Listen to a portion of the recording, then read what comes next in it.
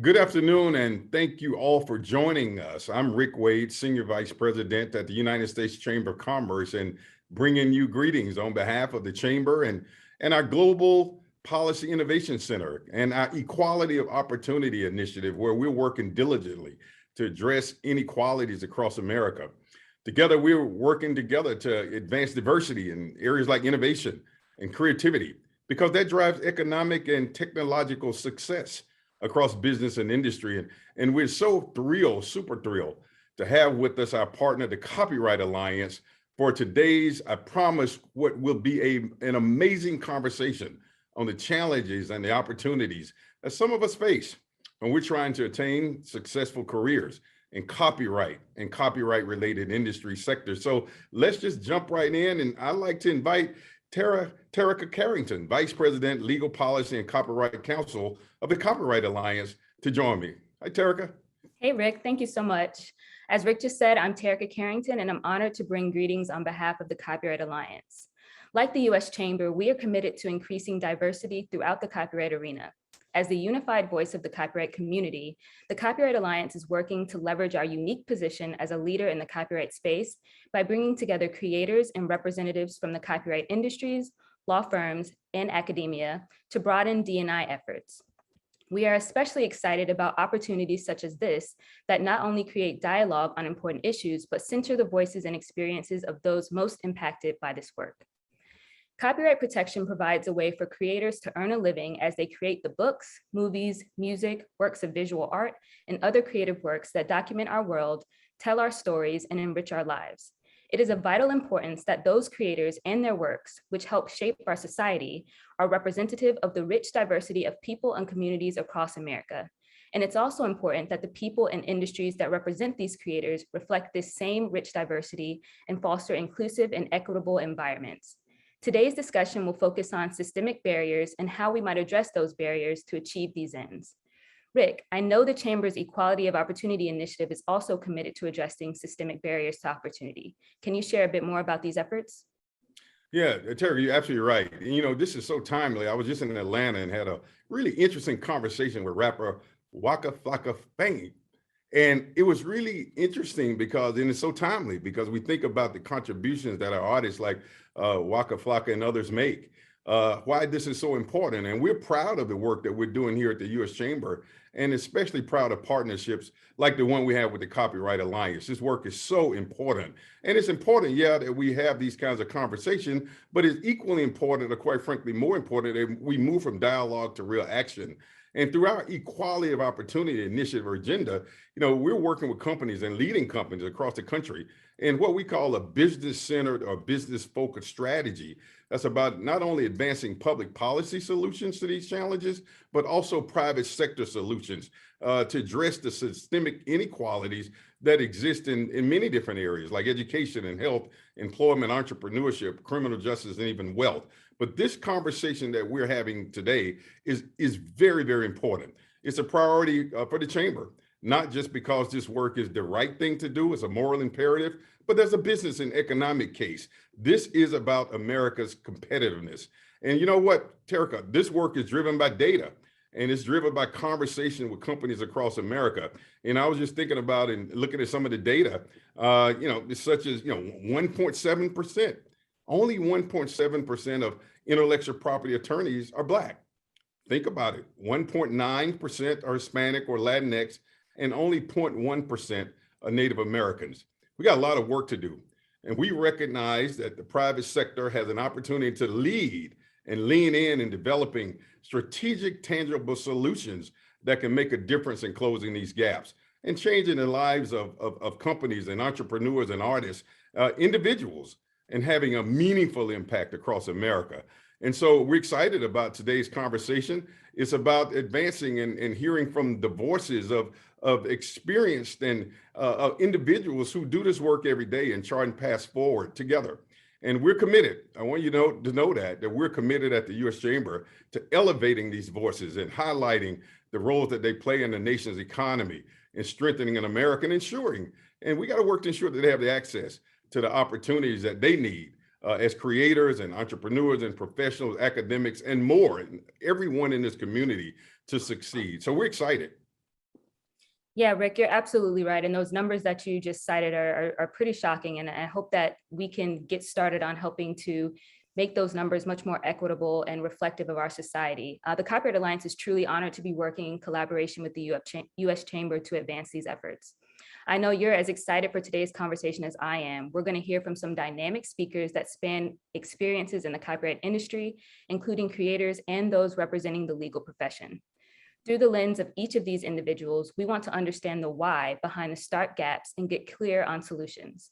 For that reason, we've created intentional spaces to hear from creators, industry representatives, and others who care about breaking down these barriers as much as we do. And that includes each of you in our audience. In fact, one of the highlights I'm most looking forward to is closing out today's event with a roundtable discussion that will be open to the full audience joining us on Zoom. So get ready to bring your own stories and experiences to this conversation. So without further delay, let's get started. I'd like to start by welcoming Representative Sharice Davids, who will provide our keynote address. Good afternoon, everybody. I'm so excited to be able to join you all today. And thank you, Tarika, for the introduction and kicking us off here this morning, and to Rick for the work you're doing over there too. I'm Representative Sharice Davids. I have the honor of representing Kansas's 3rd Congressional District in Congress.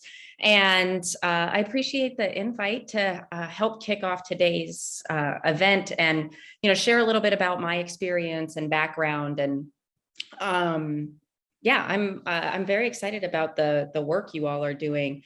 When I was first elected to Congress in 2018, I became part of the most diverse freshman class of members in history. And, we came from all kinds of different backgrounds that had never been represented on Capitol Hill before. And along with now Secretary of Interior Deb Haaland, I became one of the first 2 Native American women ever elected to Congress.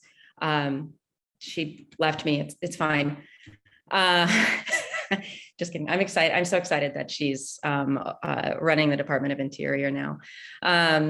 Because I think that the diversity that our class brought in has really helped us to craft policy and to elevate issues that are incredibly impactful, and many that have been overlooked for a long time. And that is the power of diversity that we're and representation that we're able to harness. And especially right now, as our country is grappling with a once-in-a-generation public health crisis and subsequent economic crisis, we're seeing really how important representation, of course, in Congress, but in so many other spaces, just how important it is. And, I think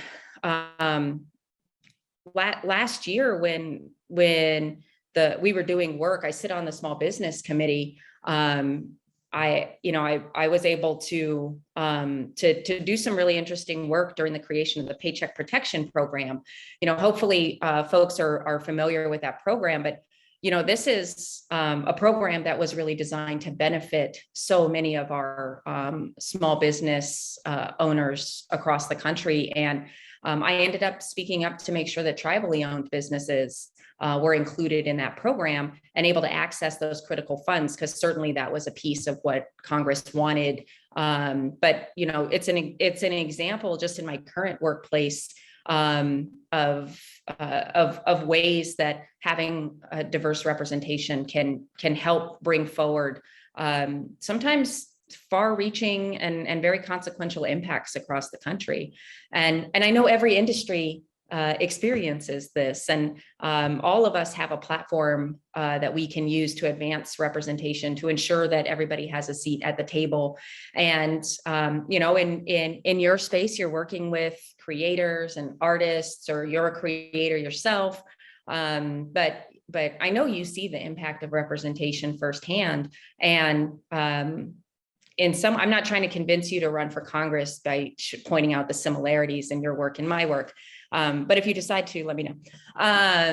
But we're all doing a lot of similar, at least similarly mission-driven work, where we want to make sure that not only that something is created that's representative, but also that we get to see it, you know, in media, in the creative spaces that you all are in. And so, you know, it's so vital, the work that you all are doing, and I very much appreciate it. And I got to see kind of firsthand, because earlier this year I published a children's book about my life, and it featured you know, art and illustrations from a Native, a First Nations illustrator who has now gone on to do many more picture books and other really interesting things. And during that project, I found out, I almost was going to say discovered, but I think that's like maybe a funny word to use in this context. But I found out that, you know, only 1% of children's books that are published in the US feature Native American or Indigenous characters. That's not Native authors or illustrators, it's the number of characters in books. That's a lot of books, and a very low number of Native characters. And so I think, you know, having the chance to share my story, to show kids, whether they're Native or not, that all our paths are different. All of us is, you know, we all deserve to be seen and heard, is, you know, it's been a big part of my journey, and I wanted to be able to share that with others, you know, and show the young and the young at heart that a member of Congress can look a lot of different ways. So I know that there's probably a lot of people on today, although I can't see everybody. So I don't know, I'll imagine a bunch of people nodding their heads, but I've spent a lot of time knowing what it's like to be the only person like me in the room. And I imagine that there are probably a number of people who have experienced that. And because of that, one thing that I try to do is always look around and say, who else hasn't been here before? Who else needs to have a seat at the table? And what can we do from my perspective to help bring those voices in? You know, we've come a long way on that front. And I've been honored to be part of, again, the most diverse freshman class in history, and to be able to work on this stuff in a time in history where you get to see actually the fruits of a lot of the labor that's been going on. That I think continuing to think through that lens, because there's still a lot of work to be done, can really help advance these goals of representation and inclusion that you all have been talking about. And I'm sure you're going to take that frame today as you move forward and continue to discuss how to kind of navigate the challenges or break down the barriers to attain success, you know, whatever that looks like in your individual spaces or for you. So I guess I'll stop. Thank you for inviting me to join you all for a few minutes. Thank you to the Copyright Alliance and the US Chamber for putting on this event, for focusing on this very important issue. Thank you so much, Representative Davids. We're really, really grateful for you to be here today and really appreciative of those remarks. I think they set a great groundwork and context for the rest of the discussion that we're going to have today. I'm really grateful for your words today. And I think one of the things that you touched on, which really hit home for me, is the importance of diversity and inclusion across the board. You know, it's great to have, you know, diverse representatives in Congress. It's great to have diverse representatives in industry and creativity all across the board. So really grateful to have you today. So with that, we're going to transition now to hear from a creator. We're going to hear from Ebony Smith, who is a music producer and audio engineer, and she's also on the steering committee of the Recording Academy's Producers and Engineers Wing. Hey, my name is Ebony Smith. I live in Memphis, Tennessee. I am a music producer, and I'm so excited to talk a little bit about copyrights and the importance of those rights.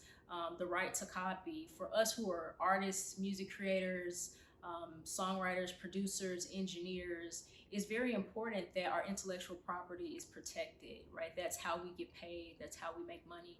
I've been very fortunate to work on a number of incredible projects in the music business. Some that you might know include Hamilton, the Cast album, Janelle Monáe's Dirty Computer, just to name a few. And the importance of those works are so far reaching because they've had an opportunity to go out into the world and and affects so many people, so many young people in particular.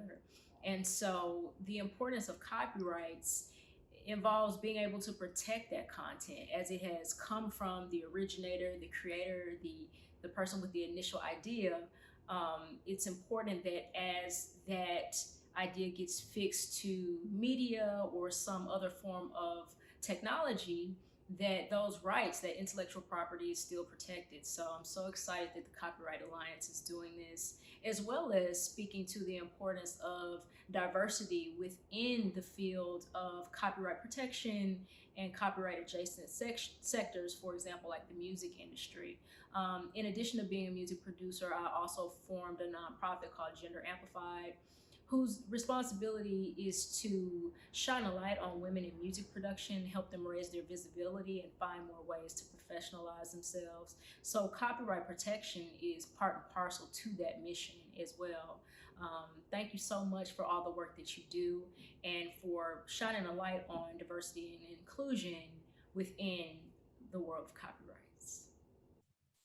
All right, well, thank you so much to Ebony Smith for just taking some time to talk about how copyright protections really empower her to contribute her creative voice. And so without further ado, and to that effect, we'll have our first panel for today's event, in which we'll have the chance to hear from two wonderful creators to kind of talk about how they're telling their stories and what a strong creative community means for them. And so before that, I would like to remind our audience members to please keep your microphones muted to minimize any interruptions. By way of introduction, my name is Rachel Kim. I am a copyright counsel at the Copyright Alliance, and today I am joined by two wonderful creator panelists. The first being Marie de Jesus. She is an award-winning staff photojournalist at the Houston Chronicle, and she shoots and produces both still and moving images in the nation's fourth largest city. She was a finalist for the Pulitzer Prize in the category of public service and is the winner of the Public Service Award from the Scripps Howard Foundation. Marie's works tell the stories of underrepresented communities, including immigrants and refugees, and focuses on subjects such as education and other societal issues touching and concerning these communities. And then next we have Grace Wu. She is the Executive Vice President of Entertainment Casting at NBC Universal Television and Streaming. At the beginning of her entertainment journey, Grace worked as a production assistant on the Margaret Cho show, All American Girl, which she described as her watershed moment, because as a young Asian American woman, she had never seen an Asian American family on television.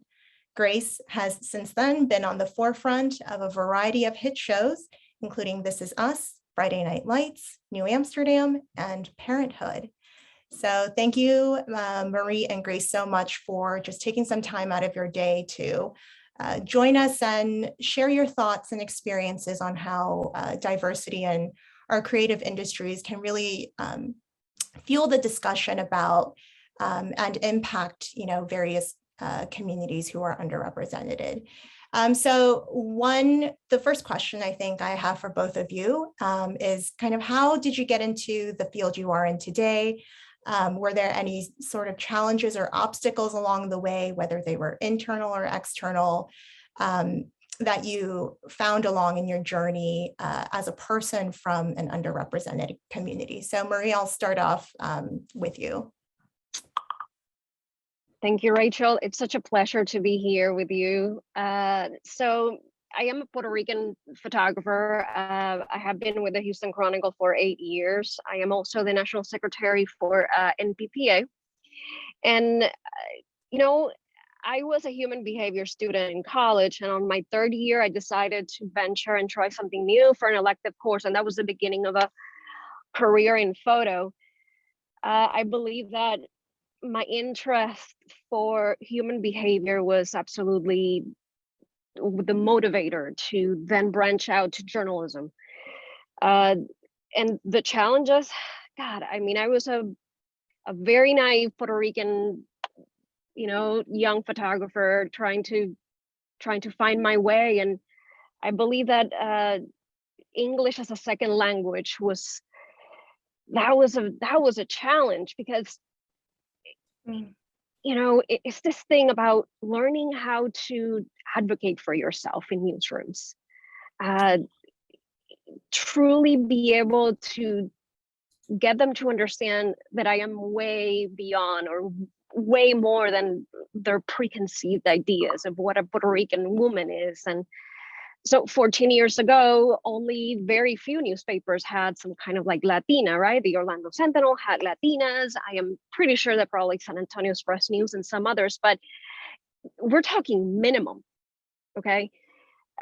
So I found my place little by little, being able to navigate, but it was a struggle. It was a struggle to be able to understand the quirkiness of the subtle cultural things that were happening around me, right? I'm not only trying to become a solid storyteller, a visual journalist, a really good photographer, trying to like understand composition, trying to understand audio and visuals and video, but I'm also trying to understand my entorno, right? What it's around me inside the industry. And I think that was the biggest challenge. Wow. And Grace, for you, I know, again, you had this watershed moment, but any other kind of obstacles or challenges you faced on the way to where you are today? You know, I think for me, you know, I'm born and raised in LA, and I grew up in a very diverse community and went to a very large public high school where I got involved in theater. And I remember when I think about the people that I was in theater with, I mean, I don't know what everyone, I mean, I feel like a lot of high school experience, when you talk about theater kids, like it's a very particular type of kid, someone who's a little extra.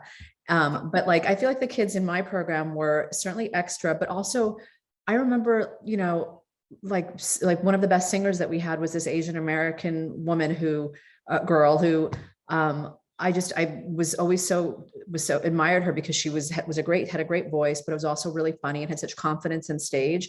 And there was actually a couple of people like that in that group. And I remember it even though I wasn't seeing, you know, necessarily actors like that on screen, it felt empowering to know that in the community that I lived in and grew up in, that there were people who had a passion for the arts, had an interest in it, had the talent, and certainly then the confidence to pursue it. So I think that's when I think back about sort of like, you know, my origin story and about like what really propelled, you know, my sort of path. I think it really started there in high school, just looking around me and seeing people that, you know, were creative and wanted to pursue their passion and felt like they were entitled to, you know, be front and center too, along with the rest of the kids that had this dream. Wow, thank you for sharing that. And it's so interesting because both of you kind of touched on your origin stories, but it's funny because Marie, it's the exact opposite. Marie, you were looking around and there was no one, and then Grace, you were looking around and there was everyone. So it's just really interesting how those polar opposite experiences got you to where you are today. So kind of along those lines, you know, why is it important, do you think, that we kind of discuss these issues and make sure that we have, you know, our creative communities having these diverse stories and diverse voices? And I know you two sort of touched on that, but, you know, if there was one takeaway or like one answer to that question, what would your answer be? And really anybody can start on this topic. I mean, I can say go ahead. Yeah, go ahead. Go. I can tell you that from the journalism industry aspect of it, I think that we owe it to our readers, we owe it to our viewers, that they see people like them, people that can ask questions that are relevant to them. It would only make us better creators. It would only make us better journalists, because I bring something that others might not be able to bring. You know, I am a public servant to a certain level, a community, right? Like my job, it goes beyond to like my 9 to 5. I owe myself to my community to a certain point. Yeah. And I think for me, you know, I just think there's such value and sort of humanity and people feeling seen. And so, and what I mean by that, that feels, it's a broad thing to say, but anytime I'm having a conflict or trying to solve a problem at work or trying to cast something and there's an issue, my first instinct really is to okay, Grace, stop talking now and listen and let this person express what their point of view is, what the challenge is, what they want. And I just feel like it's just a very human thing. People just want to be seen, they want to be understood. And I think on the bigger scale, that also means seeing, people that look like them on screen, because I think it gives you kind of validation of oh, well, that's right. The experience that I'm having is incredibly, it's not as small as it feels like for me. It's actually very relatable. It's very human. And I think when people have that kind of comfort or feel embraced, I think that leads to just better behavior. I think it leads to more goodwill. I think it leads to individuals wanting to feeling like they're part of the culture at large. And, without sounding self-promoting, I do feel like that's the value of what we put on our air on television, that when people do see themselves and their stories being expressed, it just makes you feel a little less alone. And I think when you're less alone, you probably don't act, you don't act on your terrible instincts or any bad behavior, because you just feel okay, I am part of this community here. So I matter. And I better be looking after not just myself, but other people too.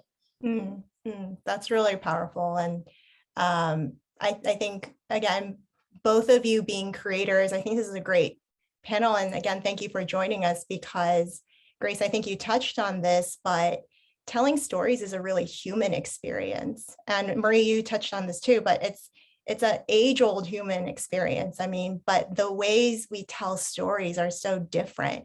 And Marie, you tell it through, photojournalism, and Grace, you tell it through the medium of television. But, through that, you can reach a certain person and make them feel seen and heard, even if, they're behind a screen or they're just, seeing a photo in a newspaper. But no, that was really great. And so kind of along those lines of, diversity in our creative communities is important, because it enables us to tell rich stories, to tell people and about these experiences. Kind of what experiences have you gone through? Or were there any kind of memorable moments or singular events that you can point to where you really saw that impact in an underrepresented community, where your work kind of gave back or, started to lift those voices up a little bit more? Well, I think through sort of my advocacy of talent, whether, and it's always, I think when we talk about diversity, always talk about sort of racial and ethnic and even gender diversity. But something that I've been really focused on the last few years is also actors with disabilities, because I feel like that's a group of people that have really been overlooked. And I would say that the last, we've got 2 shows currently on the fall schedule on NBC now, one called La Brea, which is doing very well for us, and also Ordinary Joe, which I wish was doing better. But both shows have disabled characters in them.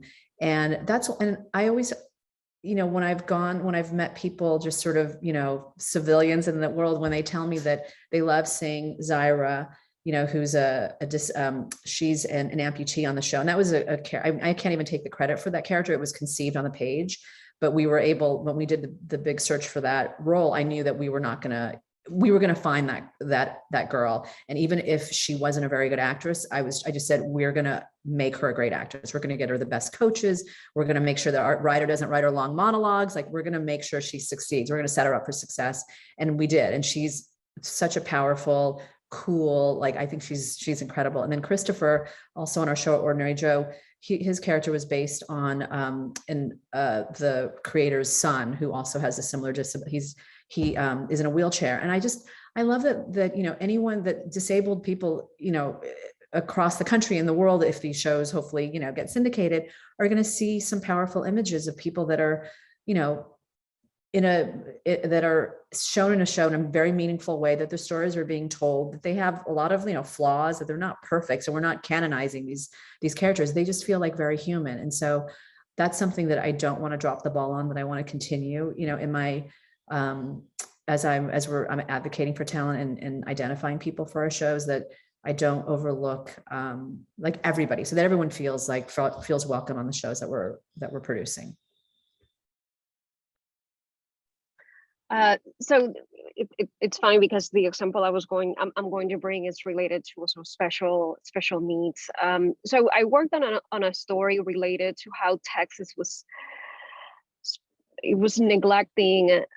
We're talking about 100,000 students with special needs in their educational system, and we worked on this story for a year. And we talked to like 500 families. Like it was just the way that the state was dropping the ball on their own students. It was horrible. And I remember going from family to family, photographing. We were able to find really strong voices for this story. And at the end, the federal government came to the state, and they were able to put a stop to this policy that no one knew, that there was this like cap that was only an 8% of students were going to receive special services in the public education system. So we shed light on this, and you could see, we would go to events and parents would tell us, thank you so much for bringing this to light. Thank you for telling such a difficult story in a sensitive, empathetic, and human way.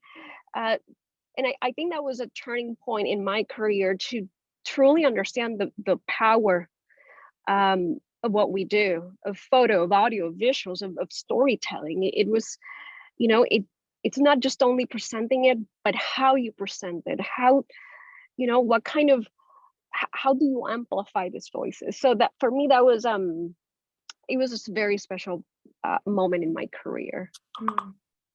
Thank you both so much for sharing those experiences. I mean, I think it goes to show that, diversity and inclusion issues, they're not things and topics we just talk about. They're actually, they work in real life. I mean, Marie, with your example of, the parents of these special needs kids, and Grace, with your example of, being able to cast these characters because they're written for and accounted for on these shows. I mean, again, it's just real world examples of how it affects individuals through these powerful mediums and stories. So that's really great. Thank you both for sharing your experiences on that.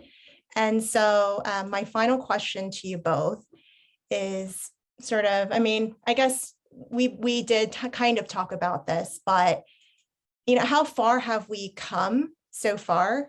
Because I think there's a lot of talk on how can we increase diversity and inclusion, which is very important, but kind of how far have we come? And then Grace, I think, and you too, Marie, kind of touched on this, but like, what kind of stories do we need to hear more of?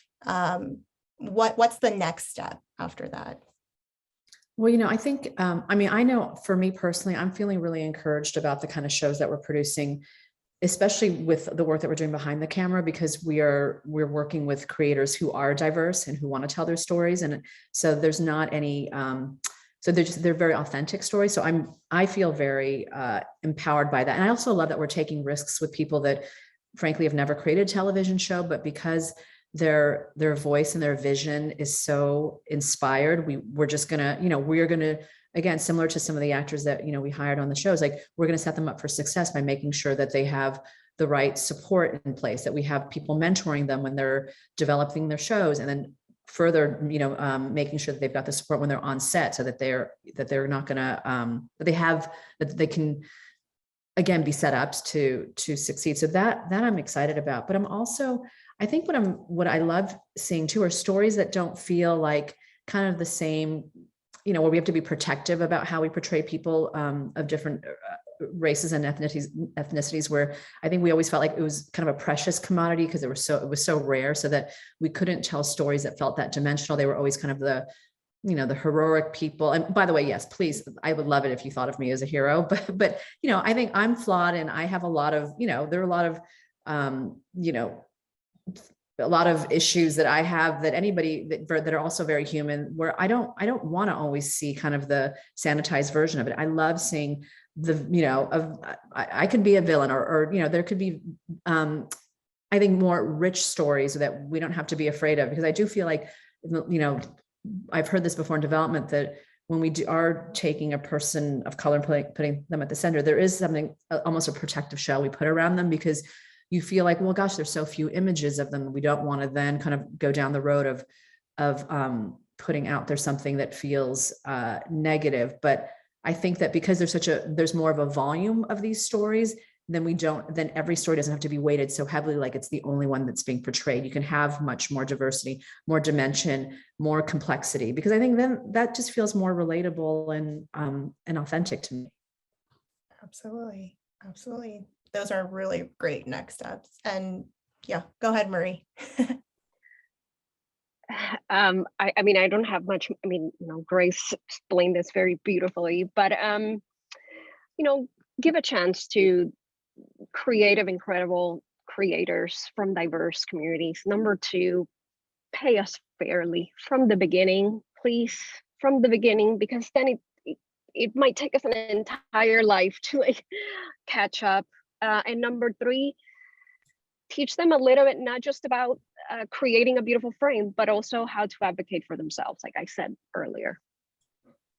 I love that. I'm so glad you raised that, Marie, about paying pay equity, because I think that's something that, I know we've tried to address as a company the last few years, because, just even when we looked at the framework of some of the salaries, you realize that there is this unconscious bias. I mean, I was seeing seasoned character actors who, honestly, like, I would have expected their fee to be at a certain number, and it wasn't. And you just think, what happened here? Like, how could, like, you just wonder, like, what in the system, what kind of framework have we been, living in and perpetuating by not taking a minute and actually, like, just, like anything else, it's so hard. We're all on this, like, constant, like, steamroller. So sometimes it's hard to, like, get everyone to stop and, like, be thoughtful for a minute. But I'm really grateful that I work for a company where we did really, like, I'd say, like, probably in the last 5 years, we've absolutely been looking at our salaries for our actors and employees too. I know that's actually, it's trickled down, and looking across the board to see how we can make up for any gaps that, so that we're not going to continue this sort of the pay inequity. Thank you. I mean, thank you both for talking about all of these great next steps and kind of concrete, like, conclusions we can come away with. And, I think this will be excellent topics to discuss at the roundtable. So I'm really looking forward to what people have to say on all that. So thank you both again for joining us on this panel and just really sharing all your really great thoughts and experiences on these issues. So next, we're going to move into, before we move into the next panel, we're going to hear from two additional creators about what the creative community and what copyright law means to them. My name is Yanit DaCosta. I'm a Jamaican-born graphic designer and fine art painter currently living in Fort Lauderdale, Florida. Copyright has supported my career by giving me the ability to create truly distinct brand identities in advertising for my clients all over the country, as well as to help me secure and profit from the monetization of my paintings through varying art licensing projects. As a graphic designer, I started a design firm, YKMD Visual Communications, to continue building brand experiences that solve problems for real people, like I did for companies like Micromatic, Sheridan, Coachella Music Festival, Under Armour, Open English, Incom, and New Point Media, to name a few. As a fine artist, I've participated in over 55 exhibitions and art markets since 2016, with my first international exhibition in 2017.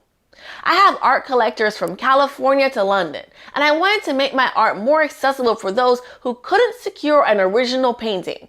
So I created merchandise that is constantly being shipped and sold around the world.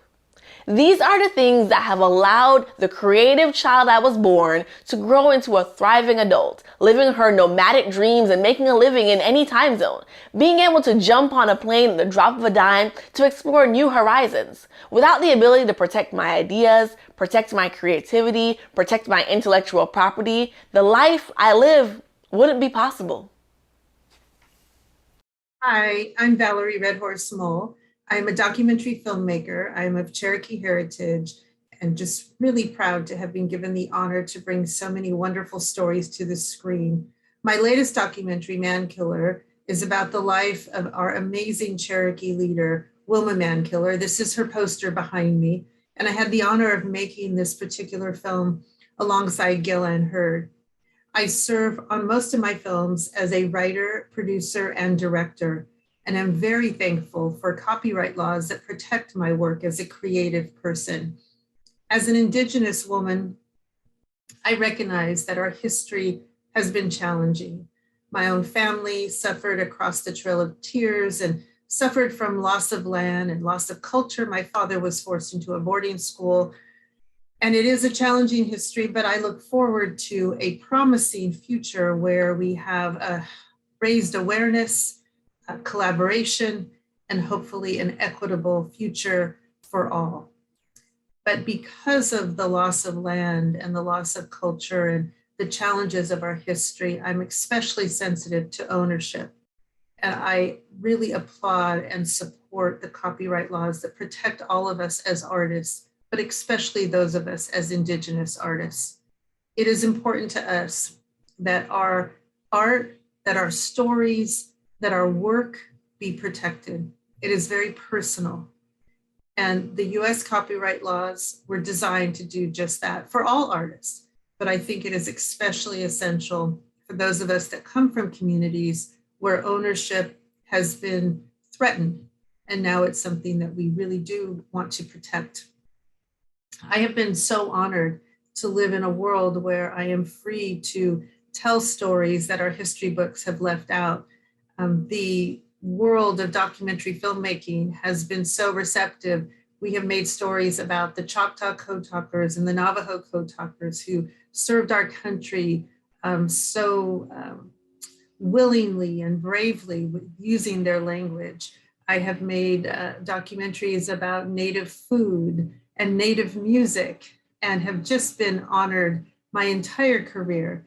And again, I celebrate the teams that have supported my work. I have celebrated the talent alongside me. But like any work of art, whether it's a book or a song or an entire film, it is a creative collaboration that is unique, and that ownership is special and important and needs to be protected.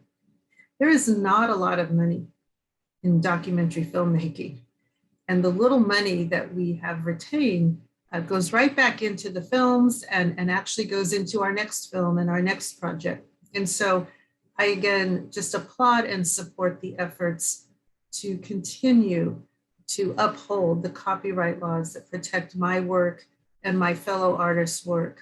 And coming from you as an Indigenous person in this country who has had a family suffer from a challenging history, but believes in a bright future ahead, I again applaud and am thankful for the copyright laws that protect my art. Thank you so much.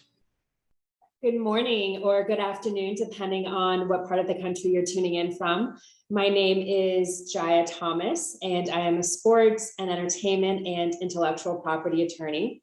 I have also been teaching copyright law and the entertainment industry, a course at UCLA for the past 5 or 6 years, and very excited to moderate this next conversation with Greg and Karen. Before we jump into the questions that I have for them, I'm going to have each of them just give a very brief introduction about themselves, and then I will jump into my questions. So Greg, we will start with you. If you can give a quick intro about yourself, please. Hi, my name is Greg O'Lanran. I am a partner with Mitchell Silverberg and Knupp in the Washington, D.C. office. We're based in Los Angeles. I do copyright and entertainment litigation. I make that distinction because while most of my copyright litigation is within the entertainment industry, but I've also done copyright litigation work outside of outside of the entertainment industry. So it's a pleasure to be here. Thank you. Thank you, Greg. Karen? Hi, thank you. It's a pleasure to be here. I have been practicing copyright law both in and out of the government for the last, I won't say how many years, but for a long time. And right now I am currently serving as the Global General Counsel of the Motion Picture Association, the leading advocacy organization for the film, television, and streaming industry. I previously served as the United States Register of Copyrights and Director of the U.S. Copyrights, as well as the Associate Register of Copyrights, focusing on policy and international affairs. Thank you. Thank you both for being here. Thank you. So my first question for you is, in your opinion, what are some of the biggest barriers for Black professionals or people from other underrepresented communities to seek entry into the copyright industry? Well, I'm happy to start off real quick. I think, one of the barriers, we talk a lot about, I think, the fact that the copyright industries and copyright law, it is really somewhat insular. I think we all know each other, or in some way, shape, or form. We're either in the Copyright Alliance or the Copyright Society, and I think that's great, because it does, on one hand, because it really does provide a feeling of community. I know 1,000 people that I could potentially call and ask a copyright question, or people who are interested in copyright law and copyright nerds like myself. But I do think that also does serve as a barrier to some people as well, and to underrepresented groups in particular, because you already have to kind of know a little bit about the industry to know where to go, to know who to see. And we always encourage young lawyers to network, but it's hard if you don't already have some of those connections. So I think one of the barriers really is the insularity of the industry. Sometimes it's difficult to quote unquote break in, and being able to break in really is the most important to be able to launch your career later on. You just need that one opportunity, and often once you have that opportunity, you're able to utilize it to really grow. But it's often difficult to get that special opportunity where you can break into the kind of more insular community of copyright law. I also think that the insularity somewhat breeds a lack of diversity. And when you have a lack of diversity, then you don't have role models, you don't have mentors, and you don't have sponsors and people that are interested to really guide you through that process. And I can tell you, from personal experience, when I was in law school, I think I needed to fill out one more part of my schedule, and I picked trademark and copyright. And I think I dropped about three or 4 weeks after registration, because I thought it was just boring. I didn't really have a feeling for it. And of course, down the line, several years later, I wound up by accident doing copyright work and ended up with a really good partner who really taught me a lot about copyright. And that's how I landed in that space. It was not by design at all. And I really wish I knew a little bit more than I wound up finding out about copyright. But I think not having people that you can look up to, not have people that can guide you, and just the pure lack of diversity was a big part of my journey into, even though I finally wound up in it, but purely by accident. Yeah, and I would just add one other thing. I think it's, it can also be even practical. When you think about, getting that breakout position or developing yourself, for first year law students, for example, a lot of people have to do voluntary internships their first year. There are a lot of times, you're not going to be hired. And a lot of great internships in the copyright field, have been unpaid internships. A lot of people of color and underrepresented communities can't afford necessarily to spend the entire summer, often flying somewhere else to like stay in LA or New York, pay for their rent and not get paid. So the lack of having, you know, those types of internships that are actually paid internships, I think also affects and serves as a kind of an unconscious barrier that was certainly not intended to be a barrier, but ultimately becomes one for some individuals. That's a great point by both of you. And Karen, I'm going to piggyback off your previous answer, speaking about law students and how difficult it is for some, you know, law students to work these unpaid internships. For the both of you, what advice would you give to law students or young professionals who are interested in careers in copyright? What is one piece of advice you would give them, whether in terms of networking or whether in terms of trying to secure a role in this space? I would say, you know, to take advantage of, you know, any of the types of programs, first of all, that you have at your law school.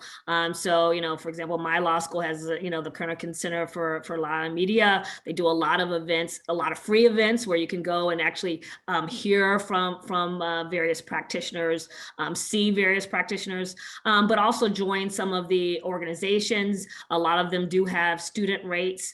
So the ABA intellectual property section, obviously the copyright United States Copyright Society, rather, they have a student rate as well. And go and to the extent that you can go to some of those events, that's a way to get to know people. And then if you have the opportunity, if you can't, for example, afford to take an unpaid internship your first year, so you have to get a paid internship that doesn't let you work in their specific area that you're interested in, you know, see if you can, you know, work on the journal that is focused on entertainment law, see if you can do some research for a law professor in your particular law school that is focused on in that particular area. That would allow you to both have the networking capability, but also to get more knowledge in that specific area.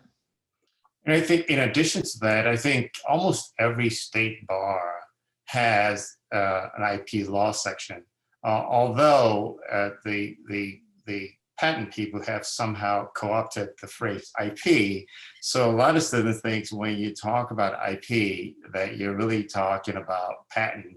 But IP, as everyone on this call knows, is, you know, copyright, trademark, and patent. But so a lot of students, due to this somewhat not misinformation but misunderstanding, tend not to take copyright as seriously, because it's copyright and trademarks tend to be referred to as this soft IP. But just understanding that almost every state bar, at least in the tri-state area, Maryland, DC, and Virginia, all have IP sections, and then the organizations that Karen mentioned also do.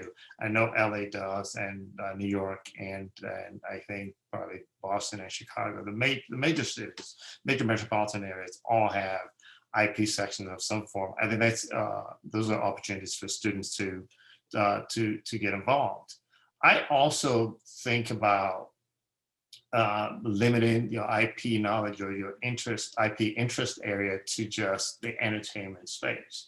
Even though, as Karen knows, my expertise, one of my expertise is in statutory licenses, and which I never heard of before I started practicing. And I'm probably one of the few people in the country that works in that area.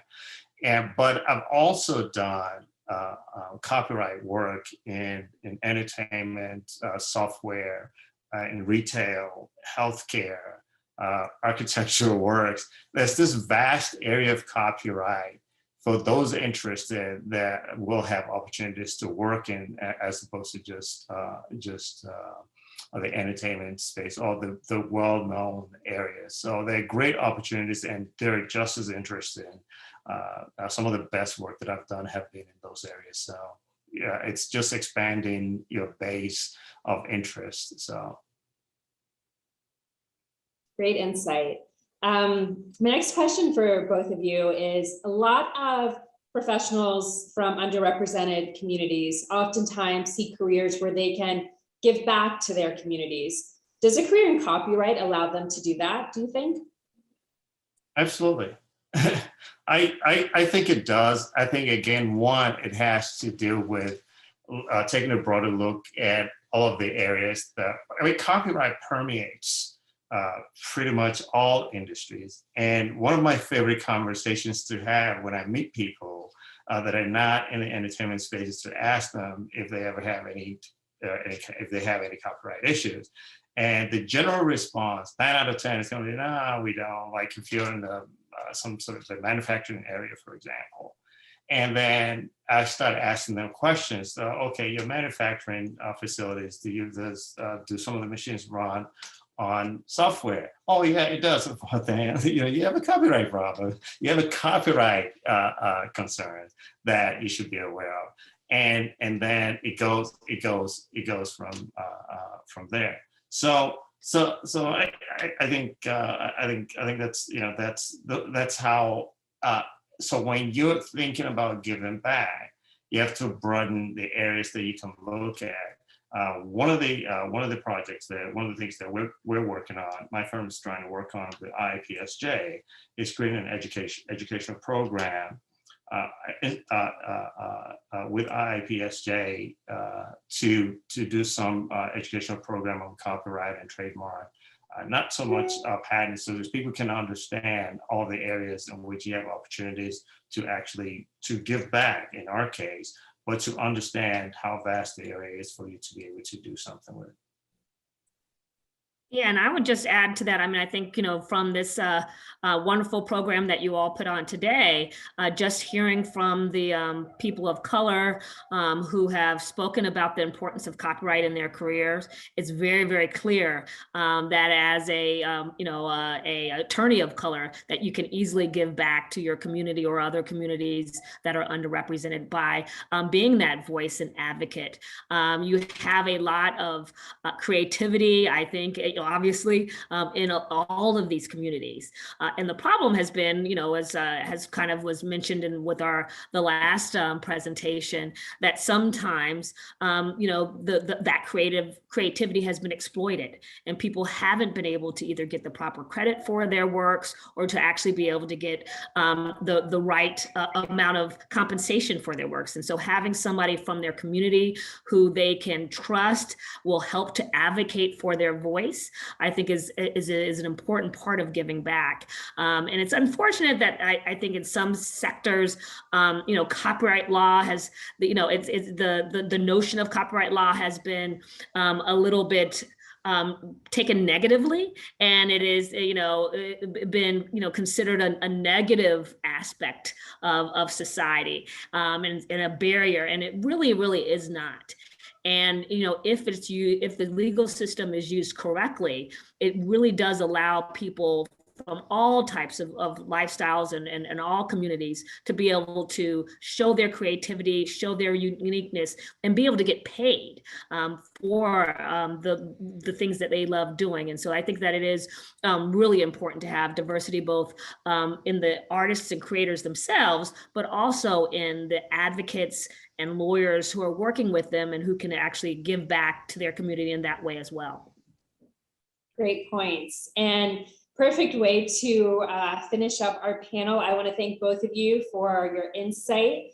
Really appreciate all of your comments and thoughtfulness. And now we're going to hear a few words from music producer Patrick Guitar Boy Hayes. Thank you.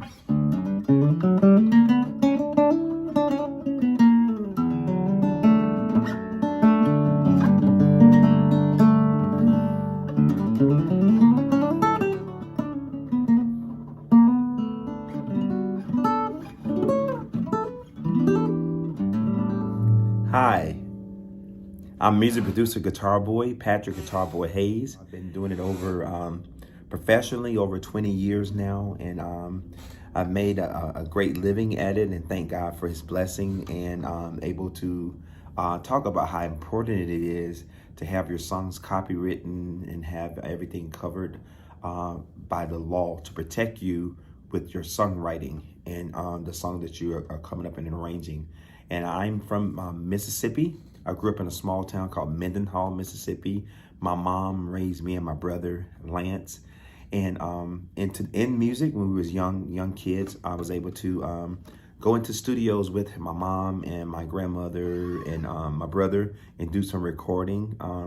So it was a great learning experience growing up in music and going through high school and to college. And thank God for my family. And just it's so important to make sure you're writing and all your songwriting and the songs that you create, that you're protected with your creativity that you're giving out to the world, so you don't make sure you don't get ripped off or anything like that. And whatever that genre of music you're working on, just make sure it's very important to make sure that you protect your art and your work.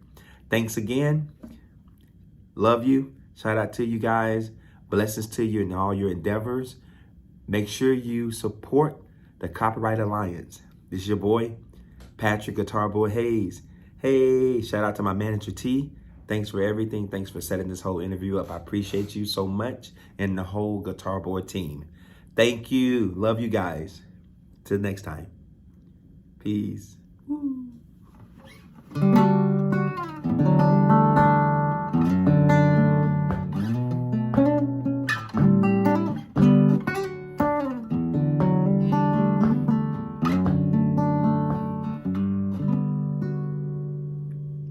Delighted to introduce Milan Stark, Executive Vice President and Chief Counsel with NBC Universal, and also incoming Chairwoman of our Global Innovation Policy Center. So Milan, thank you.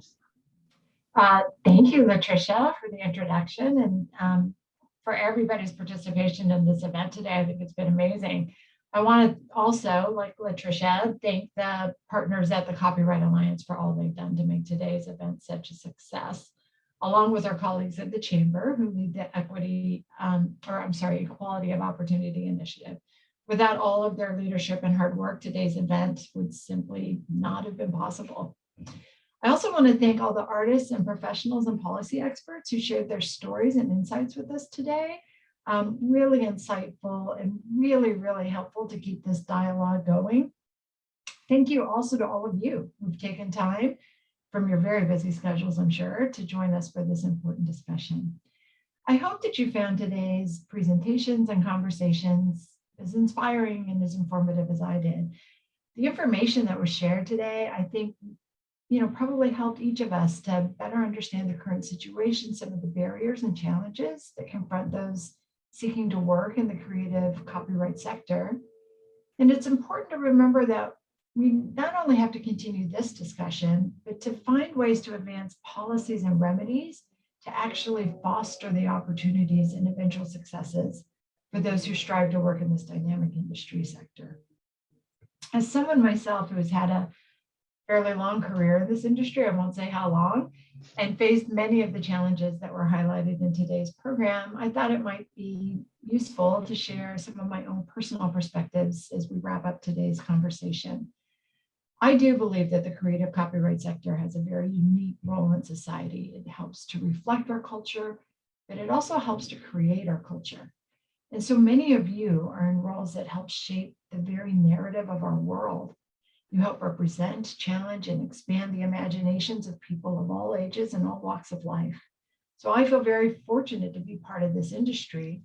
But as many people on the call today evidenced, growing up as a Chinese American girl in the foothills of the Rocky Mountains outside of Denver, I didn't see a lot of people like me who were authors, writers, actors, directors, photographers, artists, creators. And while I do not have an actual creative role in this industry, I do believe that the work that I and my team do to facilitate the exploitation of all the amazing creative works developed at our company and to advocate for an ecosystem that's conducive to the development and protection and enjoyment of IP is absolutely an essential building block that enables the stories of so many different people and communities to come to life. And that's what's the bedrock of copyright and IP protection, right? It's to allow all the creative energies and innovation that are developed by individuals and entities to be able to really brought to their full fruition in life. So when Representative Davids talked about, being the only person in the room, and Ms. De Jesus talked about learning how to advocate for herself in the room, I think that's true for so many of us that are participating in this conversation today, right? We have that internal sort of mental gymnastics or machinations of what others in the room may be assuming about us because of the way we look or speak. And for me, that was also true in all the rooms that I've been in professionally, right? If I don't speak up, do I look like the quiet Asian woman who doesn't have anything to say? If I do speak up, do I look like the overeager Asian good girl who's trying to get the A+, right, in the room? And I think what's important for all of us to remember as we leave today is that it's essential to understand what value you are committed to bringing into each and every room that you step into. But beyond that value that you yourself can bring, as you get more senior, and people like Greg spoke about this on the call, it's important to really figure out the means to sponsor others.